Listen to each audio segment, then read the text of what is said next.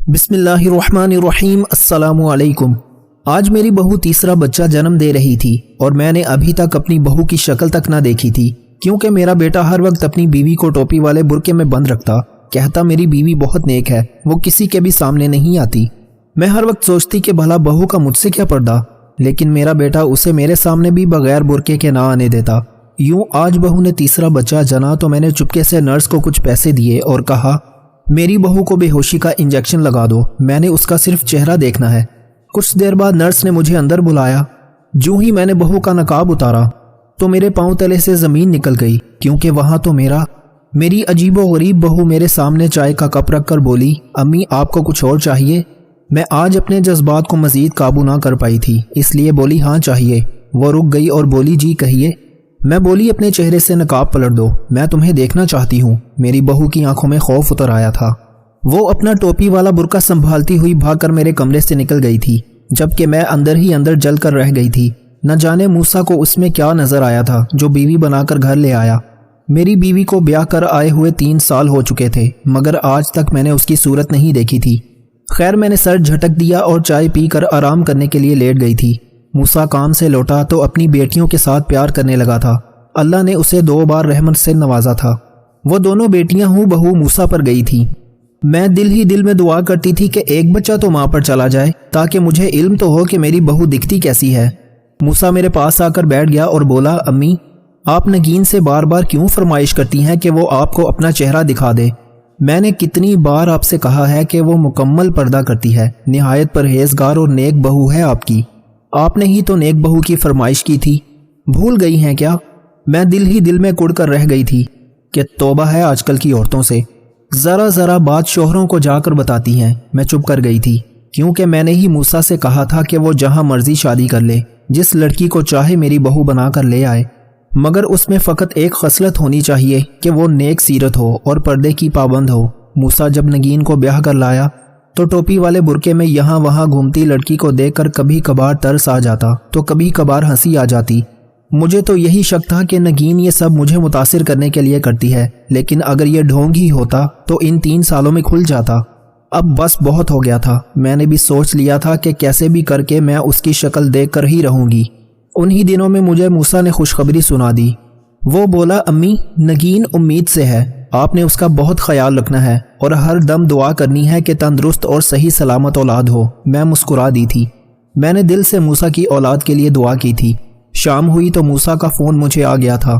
وہ بولا، امی آج شب میں کام کے سلسلے سے دوسرے شہر جا رہا ہوں، اب صبح ہی ملاقات ہوگی، آپ بس نگین کا خیال رکھیے گا۔ میں نے اسے کہا کہ تم بے فکر رہو۔ تھوڑی دیر بعد ہی نگین بھی میرے پاس آ گئی اور بولی، امی موسیٰ تو گھر نہیں آئیں گے، آپ ایسا کریں کہ اپنی دوا کھا کر سو جائیں، میں بھی آرام کرنے لگی ہوں۔ میں نے سر ہلا دیا تو وہ چلی گئی تھی۔ میں شام جلدی ہی سو جانے کی عادی تھی، کیونکہ آدھی رات اٹھ کر تہجد کی نماز پڑھا کرتی تھی۔ ہر شب کی طرح جب میں نماز پڑھنے کے لیے اٹھ گئی تھی، باہر جا کر وضو کرنے لگی تو مجھے سرگوشیاں سنائی دینے لگی تھیں۔ میں بہو کے کمرے کے پاس سے گزری تو مردانہ آواز نے مجھے چونکا دیا تھا۔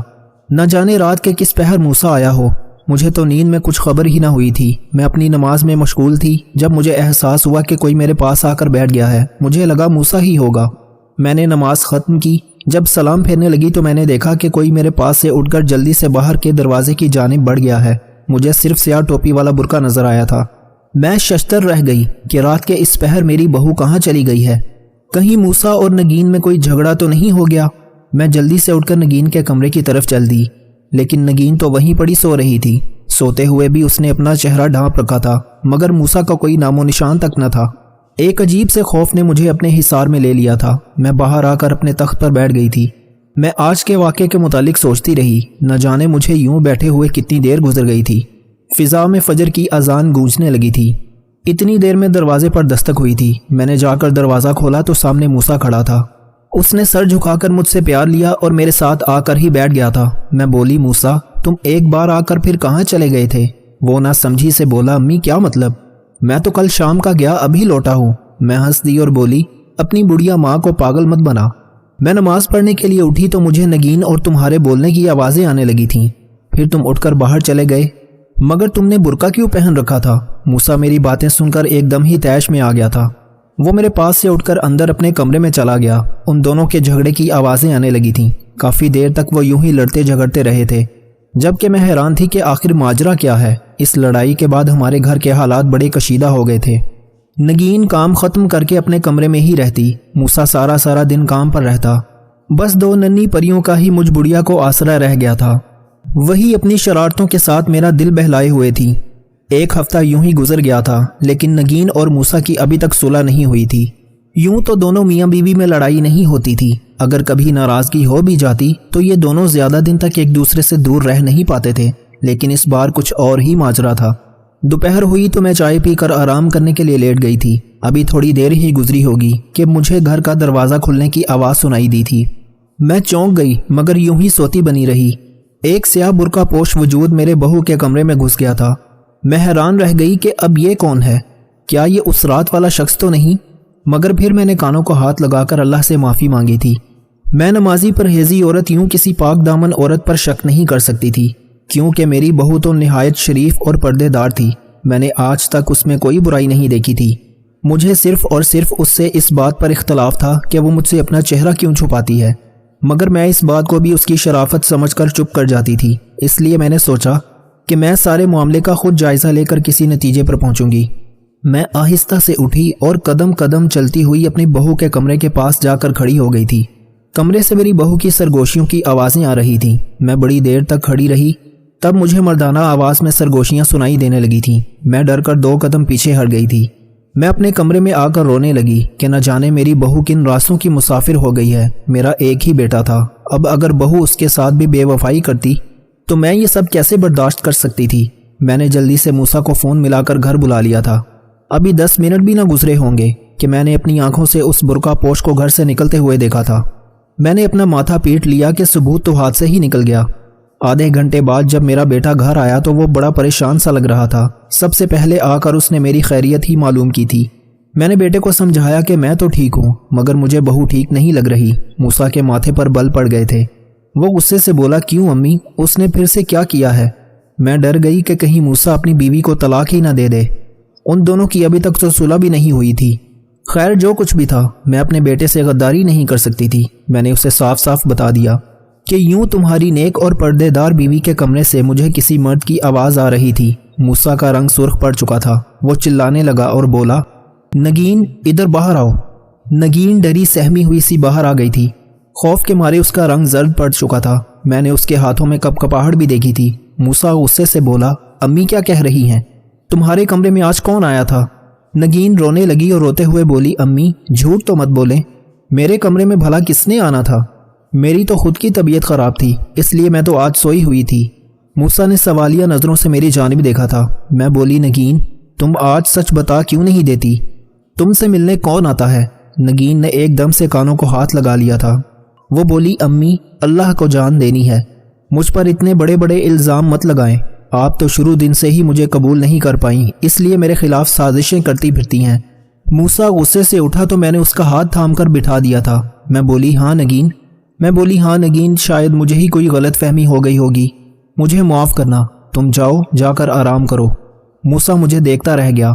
نگین چلی گئی تو میں بولی، موسیٰ ہم اس کو رنگے ہاتھوں پکڑیں گے، یوں تو اس نے ہر بار مکر جانا ہے۔ موسیٰ نے کچھ سوچتے ہوئے سر ہلا دیا تھا۔ بہت سارا دن گھر کے کام کرتی، بچیوں کی دیکھ بھال کرتی، میرا خیال رکھتی، حالانکہ خود اس کی طبیعت آج کل ٹھیک نہیں رہتی تھی۔ میرا دل اس کے لیے دکھ سا جاتا تھا۔ میں سوچتی رہ جاتی کہ آخر حقیقت ہے کیا۔ یوں ہی دن گزرتے گئے اور میری بہو کا پیٹ بڑھتا گیا، لیکن آج تک میں اس کی شکل و صورت دیکھنے سے محروم تھی۔ ایک دن بڑی شدید برسات ہو رہی تھی۔ موسیٰ بھی کام والی جگہ پر پھنس چکا تھا۔ میں اپنے کمرے میں بیٹھی اذکار میں مصروف تھی جب میں نے کسی کو گھر میں داخل ہوتے ہوئے دیکھا تھا۔ میں اٹھ کر اپنے کمرے کی کھڑکی میں کھڑی ہو گئی تھی۔ میں نے دیکھا وہی برقع پوش میری بہو کے کمرے میں داخل ہو گیا تھا۔ میں نے جلدی سے اٹھ کر موسیٰ کو فون کیا۔ وہ بولا، امی میں راستے میں ہی ہوں، بس 5 منٹ تک گھر پہنچتا ہوں۔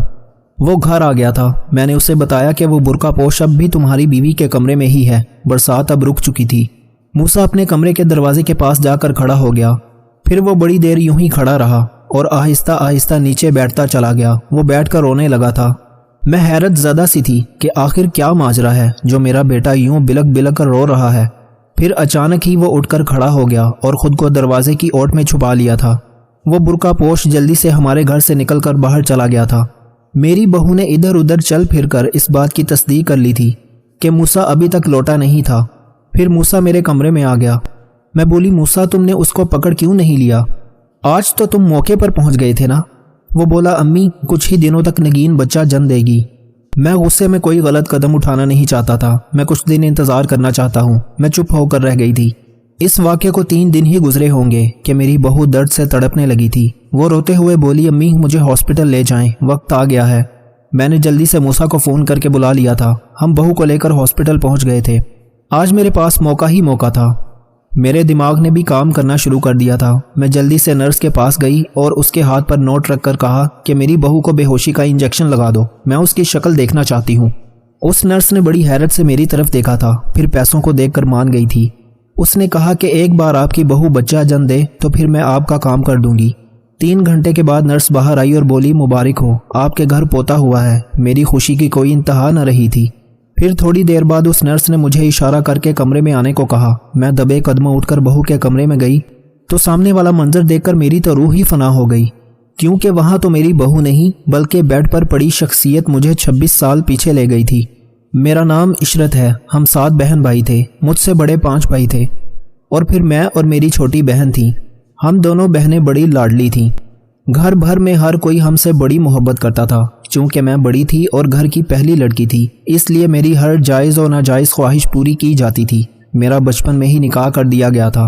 میری پھپھو کا بیٹا اور میں ایک دوسرے سے بڑی محبت کرتے تھے۔ 2 سال بعد ہماری شادی ہونا تھی، مگر جب وقت آیا تو پھپھو کا انتقال ہو گیا تھا۔ اس کڑے وقت میں تو شرم و حیا کی وجہ سے اصغر کا ساتھ نہ دے پائی، مگر میں نے یہ ڈیوٹی اپنی چھوٹی بہن ناہید کی لگا دی تھی۔ وہی اکبر کا خیال رکھتی تھی، میری طرف سے دلاسے دیتی تھی۔ جس دن پھپھو کا 40واں تھا، میں نے ہی پورے گھر کے انتظامات سنبھال رکھے تھے۔ اس شام جب میں تھک ہار کر چھت پر تھوڑا آرام کرنے گئی تو اکبر بھی ادھر ہی آ گئے تھے۔ وہ بولے میں تم سے معافی مانگنے آیا ہوں۔ میں بڑی حیران تھی کہ آخر کس بات کی معافی۔ پھر وہ رونے لگا، میں بھی رونے لگی تھی۔ میں بولی یوں رونے سے پھپھو کی روح کو تکلیف ہوگی۔ اکبر بولا میں جو کرنے والا ہوں اس سے تو امی کی روح تڑپ ہی جائے گی۔ پھر اکبر میرے منہ پر مجھے 3 بار طلاق دے کر چلا گیا تھا، جبکہ میں ششدر رہ گئی کہ آخر میرے ساتھ ہو کیا گیا ہے۔ میں وہیں بیٹھ کر رونے لگی تھی، تب نیچے سے شور آنے لگا تھا۔ میں بھاگ کر نیچے گئی تو پتہ چلا کہ ناہید لاپتہ ہو گئی ہے۔ میں بھاگ کر ناہید کے کمرے میں گئی، وہاں ایک خط پڑا تھا۔ میری ہی نظر اس خط پر پڑی تھی۔ جب میں نے وہ خط اٹھا کر پڑھا تو اس میں لکھا ہوا تھا کہ میں اور اکبر ایک دوسرے کو بہت پسند کرتے ہیں۔ میں یہ جانتی ہوں کہ اگر ہم نے گھر میں شادی کی بات کی تو بہت بڑا فساد کھڑا ہو جائے گا اور جدائی ہمارا مقدر ٹھہرے گی۔ اسلام میں 2 بہنیں ایک مرد کے نکاح میں نہیں رہ سکتی، اس لیے اکبر نے عشرت باجی کو طلاق دے دی ہے۔ میں وہ خط پڑھ کر ڈھہ گئی تھی۔ امی نے مجھ سے آ کر وہ خط چھین لیا تھا، پھر نہ جانے کیا ہوا اور کیا نہیں، کیونکہ میں تو بے ہوش ہو چکی تھی۔ جب مجھے ہوش آیا تو میں نے اپنے 5 بھائیوں کو اپنے پاس کھڑے ہوئے پایا تھا کہ وہ اکبر اور ناہید کو پاتال سے بھی نکال لائیں گے اور انہیں کڑی سزا دیں گے، مگر میں نے اپنے بھائیوں کے سامنے ہاتھ جوڑ دیے تھے۔ میں بولی کہ آپ مجھ پر یہ ستم ہرگز مت کیجیے گا، میں زندگی میں دوبارہ ان دونوں کا سامنا نہیں کرنا چاہتی۔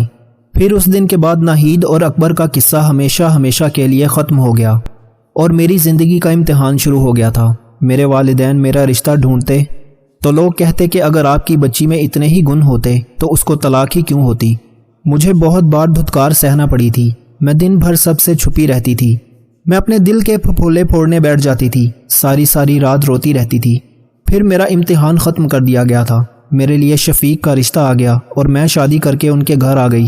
انہوں نے مجھے دنیا بھر کا پیار دیا، چاہت دی، مجھے مان دیا، سب کچھ دیا، لیکن میں اپنے اندر سے وہ اذیت نہ نکال سکی تھی جو مجھے میری بہن نے دی تھی۔ میں اپنے شوہر کو ہر لڑکی سے بچا کر رکھتی تھی۔ مجھے ہر عورت پر شک ہوتا تھا، اس لیے میں نے موسیٰ کے لیے خود سے کوئی رشتہ نہیں ڈھونڈا تھا۔ میں نے شادی کا اختیار اس کے ہاتھ میں دے دیا تھا۔ میں بولی کہ تم ہی لڑکی دے کر شادی کر کے بہو کو گھر لے آؤ، مگر میری ایک شرط ہے کہ لڑکی شریف ہو اور پردے دار ہو۔ موسیٰ نے میری بات کو پلو سے باندھ لیا تھا۔ وہ ایک بہت ہی زیادہ پردے دار لڑکی کو بیاہ لایا تھا، مگر آج اس لڑکی کے پردے کا بھی بھانڈا پھوٹ گیا تھا۔ میں خاموشی سے کمرے سے نکل گئی تھی۔ میں نے پوتے کو ہاتھوں میں لیا اور پیار کیا۔ موسیٰ بھی بہت خوش لگتا تھا۔ 3 دن کے بعد بہو گھر آ گئی تھی۔ اب وہ بہتر لگتی تھی۔ میں اس کے پاس ہی بیٹھی اپنے پوتے سے پیار کر رہی تھی۔ جب میں بولی ناہید کیسی ہے، میری بہو کی صرف آنکھیں ہی مجھے نظر آ رہی تھیں، ان میں بڑی بے چینی تھی۔ وہ خاموش ہی رہی تھی۔ میں بولی سچ بتا کیوں نہیں دیتی؟ وہ روتے ہوئے بولی ناہید تو 10 برس پہلے ہی کینسر کے مرض میں مبتلا ہو کر اپنی جان گنوا بیٹھی ہے۔ مرتے دم تک اس کے لبوں پر صرف آپ ہی کا نام تھا امی۔ وہ کہتی تھی کہ مجھے عشرت کی ہائے کھا گئی ہے، مجھے کچھ بھی نہیں ملا اس محبت سے۔ اپنے رشتے گنوائے اکبر کو پانے کے لیے، مگر اکبر بھی میرا نہ بنا۔ نگین ناہید اور اکبر کی بیٹی تھی۔ میں نے جب نرس سے کہہ کر اسے بے ہوشی کا انجیکشن لگوایا تھا تو میں بستر پر نگین کی جگہ ناہید کی جوانی دیکھ کر حیران رہ گئی تھی۔ نگین تو ہو بہو اپنی ماں کی کاپی تھی۔ نگین کی بات سن کر میں حیران ہو گئی تھی۔ میں بولی کیا مطلب؟ نگین روتے ہوئے داستان سنانے لگی تھی۔ وہ بولی میں نے جب سے ہوش سنبھالا تھا ہر وقت اپنے والدین کو لڑتے جھگڑتے ہی پایا تھا۔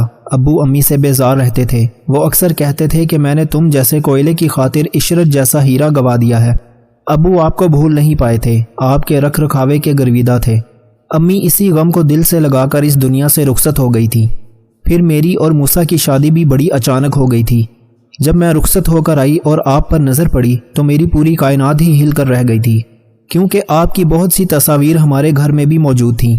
میں نے موسیٰ کو ساری داستان سنائی تو ہم اس فیصلے پر پہنچے کہ میں ہر وقت برقع پہن کر رکھوں گی، ورنہ بلا وجہ آپ کو اذیت ہوتی اور آپ مجھے طلاق دلوا دیتی۔ موسیٰ نے مجھ سے وعدہ لیا تھا کہ میں اپنے والد سے کوئی رابطہ نہیں رکھوں گی۔ میں نے یہ وعدہ نبھایا بھی تھا، مگر پھر ابو ضد کرنے لگے کہ وہ آپ کی ایک جھلک دیکھنا چاہتے ہیں، وہ آپ سے ملنا چاہتے ہیں، اس لیے ابو چھپ کر برقع پہن کر گھر آتے تھے۔ میں یہ بات موسیٰ سے اس لیے چھپاتی تھی کیونکہ موسیٰ مجھے میرے گھر والوں سے ملنے سے روکتے تھے۔ کیا تلخ ماضی میری نظروں کے سامنے گھوم گیا تھا۔ میں نگین سے بولی نگین، میں نے اپنے پوتے کی خوشی میں اکبر اور ناہید کو معاف کیا۔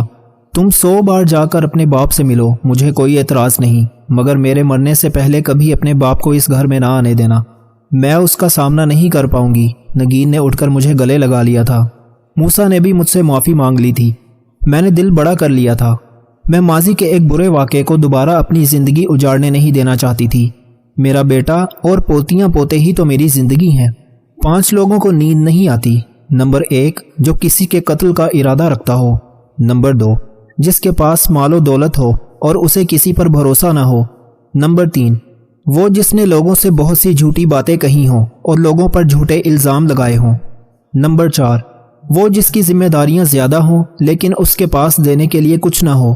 نمبر 5، وہ جو کسی کے عشق میں مبتلا ہو اور جدائی سے ڈرتا ہو۔ کسی اپنے کی جدائی کبھی بھی آسان نہیں ہوتی۔ اس جدائی کا احساس آپ کی دنیا کو برباد کر سکتا ہے اور ڈپریشن کو بھڑکا سکتا ہے۔ وجہ چاہے کچھ بھی ہو، کچھ لوگ محبت کرنے والوں کی جدائی کو جلد ہی قبول کر لیتے ہیں اور آگے بڑھتے ہیں، لیکن کچھ کو ڈپریشن کا سامنا کرنا پڑ سکتا ہے۔ کیا آپ کو رات کو سوتے وقت اکثر کروٹیں بدلنا پڑتی ہیں؟ تو اس کی وجہ جو بھی ہو، مگر اس کا نتیجہ جلد موت کی شکل میں بھی نکل سکتا ہے۔ یہ بات برطانیہ میں ہونے والی ایک طبی تحقیق میں سامنے آئی۔ ایک یونیورسٹی کی تحقیق میں بتایا گیا کہ جن افراد کو رات کو نیند نہیں آتی یا آدھی رات کو جاگ جاتے ہیں، ان میں جلد موت کا خطرہ بہت زیادہ ہوتا ہے۔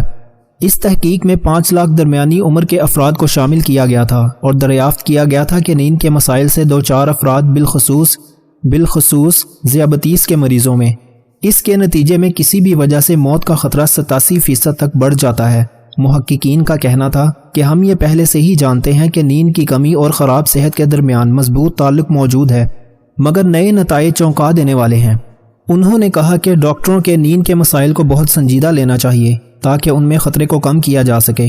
ان کا کہنا تھا کہ ذیابیطس سے ویسے ہی مختلف امراض سے موت کا خطرہ 67% تک بڑھ جاتا ہے، مگر ایسے مریضوں کو بے خوابی یا نیند کے دیگر مسائل کا سامنا ہو تو ان کے لیے یہ خطرہ 87% تک بڑھ جاتا ہے۔ اس سے قبل 2019 میں کیلیفورنیا یونیورسٹی کی ایک تحقیق میں بتایا گیا تھا کہ محض ایک رات کو کم سونا بھی ذہنی بے چینی یا خوف یا اعصابی خلل کا خطرہ 30% تک بڑھ جاتا ہے۔